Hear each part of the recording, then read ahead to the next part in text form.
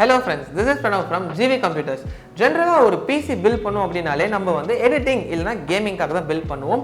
அதுவும் இன்னைக்கு வந்து நம்ம கஸ்டமர் ஒருத்தருக்காக நம்ம எடிட்டிங் பிசி பில்ட் ஒன்று சூப்பராக பண்ணியிருக்கோங்க. என்ன பில்ட் அப்படின்னு பார்த்தோம்னா i7 + 3060 கார்டோட பண்ணியிருக்கோம். அதுவும் i7ல 14 ஜென்ரேஷன் 14700K லேட்டஸ்ட் ப்ராசஸர் வச்சு பண்ணியிருக்கோங்க. ஸோ இந்த சூப்பரான பில்டுக்காக என்னென்ன காம்பனன்ட்ஸ் யூஸ் பண்ணியிருக்கோம் அண்ட் இதோட அசம்பிளி வீடியோ டோட்டலாக பார்த்துலாம் வாங்க.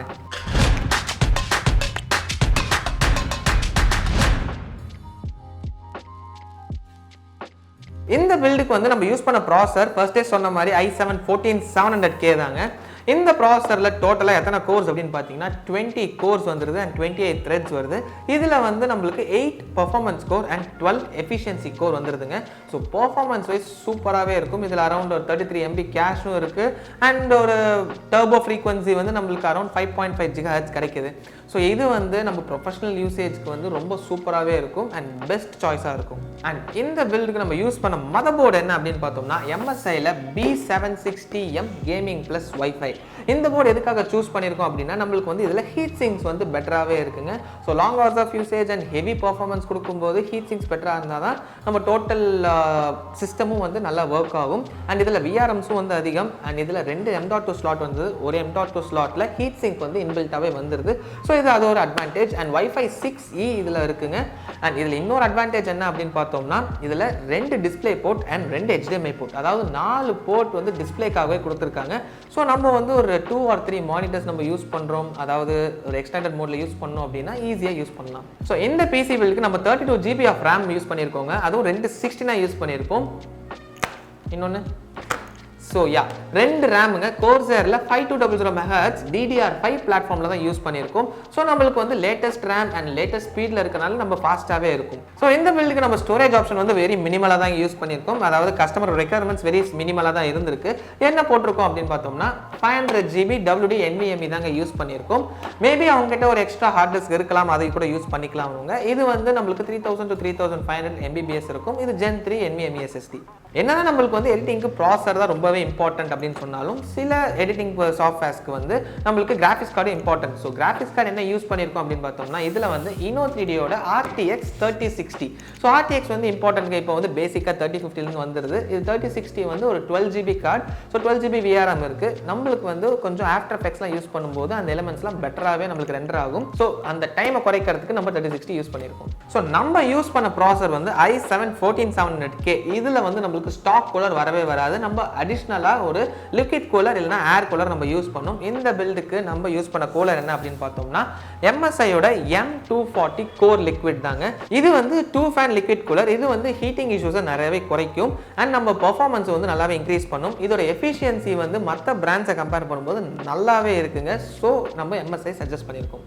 ஒரு ஹை அண்ட் பிசி பில்ட் பண்ணும்போது நம்ம ப்ராசஸர் அண்ட் கிராஃபிக்ஸ் கார்டோட வாட்டேஜ் கன்சப்ஷன் பார்த்து நம்மளுக்கு அதுக்கேற்ற மாதிரி கரெக்டான SMPS சூஸ் பண்ணுங்க.